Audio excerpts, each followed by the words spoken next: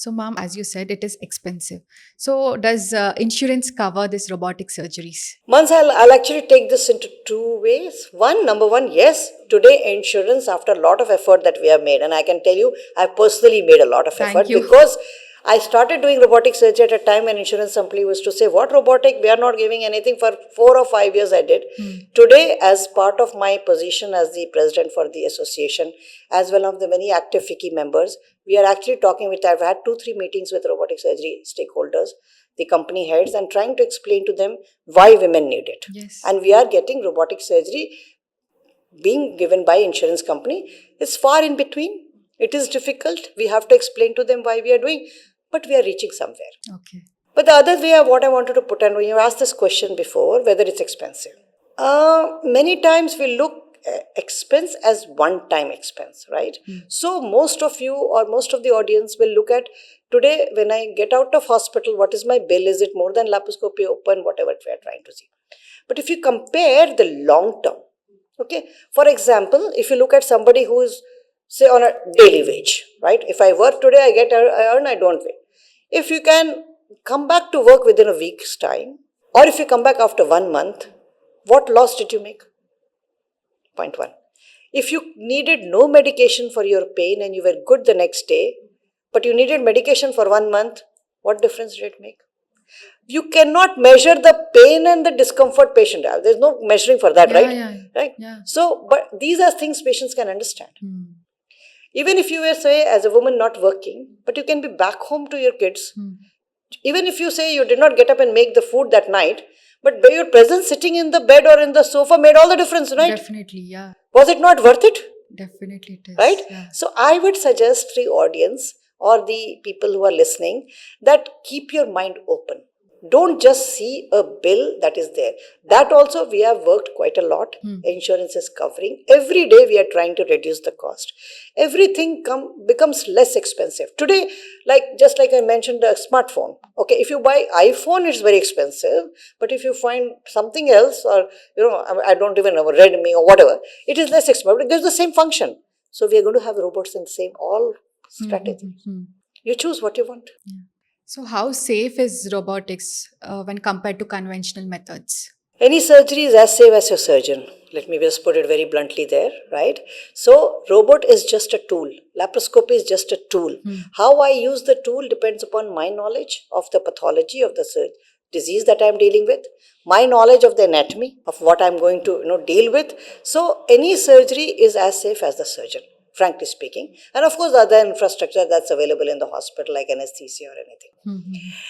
If you look at complications, complications generally occur two types. One is because of the disease itself. Okay. Right? If there is a very complicated disease, the chance of complication is more. True. But even there, if you use a good surgeon and a good technology, it will be less. Right? The other complications that can occur because of the technology that you're using. Okay. Okay, we must be aware of that. But as far as my experience goes, in so many years, I've never had a patient where technologically I had a complication. Okay. But it can happen. Just like your remote didn't work Anything. today, something can happen. So let us not be of the fact that nothing can happen.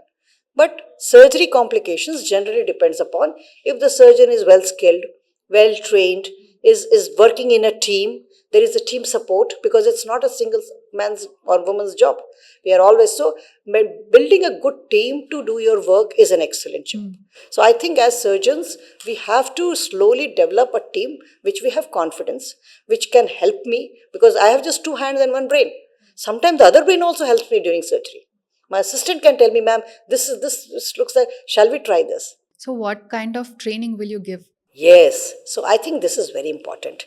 And any surgical training, so we started by like Guru Shishya kind of training, right? One surgeon, you follow the surgeon, you watch what the surgeon is doing, then start doing that. That's what we did. But today, sea changed. Today, we think of surgery, teaching surgery is like training a pilot. Okay, just like a pilot does a lot of simulation before he flies the flight, you will never sit in an airplane where the pilot has not done his required number of simulation exercise, right?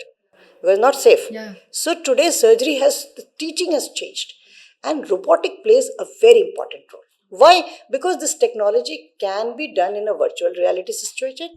We have simulators where even before my junior surgeon who I'm going learns how to use this technology. Okay. So in India, for gynecology, for gynecologists, I actually have founded and I've started an association of gynae robotic surgeons of India 3 years back. Okay. Very proudly, it's registered in Telangana, Hyderabad. So we are the pioneers there. But we have it's an all India society. We have about 8 founding members, and now we have about 12 board members where we work. We have regular meetings, conferences where we teach. But what we have done is we have collaborated with the European Association and we do an Indo-European training. That's a 3 level of training. First level of training, all gynecologists need to learn the technology. So simulators are there. They have to do their required numbers of hours. They have to pass an exam. Only then they come to operating rooms. Then they come to operating rooms, they observe what is happening, they watch senior surgeons, they interact with senior surgeons, they go for wet lab trainings, things like that. Only then they pass level 2. Only then they are allowed in the operating room under a vision or under a supervision of a mentor to start doing surgeries. Okay. So we do not recommend that gynecologists who have not been trained in robotics to do things on their own. We want them to work so that I'm very senior, like I told you, not just in India, I go across Asia. So I'll be standing in their operating room. I'll not be operating. They'll operate, but I will watch them. I will guide them. I'll tell them, okay, this is a mistake, or this is how you should do, or this is, if there's a difficulty, I'll take over and help them. So this is how what we call as mentorship. Okay. And then we look into how they are doing. We see their surgeries, then we certify them. So it takes time. It takes 1 or 2 years for people to learn properly and do it. And that's how they should do. And as audience, I will also ask you and give you this, that please, if you are in that situation where you have been advised a particular type of surgery, you can ask. It is your right to ask, how have you been trained? How long have you been doing this procedure? What are your complication rates? And I have to honestly tell you the answers. In that, I'll tell you, when I started doing my surgeries, everybody has to do first surgery. Yeah, definitely. Right? Definitely. Okay, so when my mentor was there and I was doing my first surgery, I upfront told my patient, I said, you have this large fibroid. You are looking for myomectomy when everybody said hysterectomy. You're going to be my first patient. I have the knowledge. Shall we?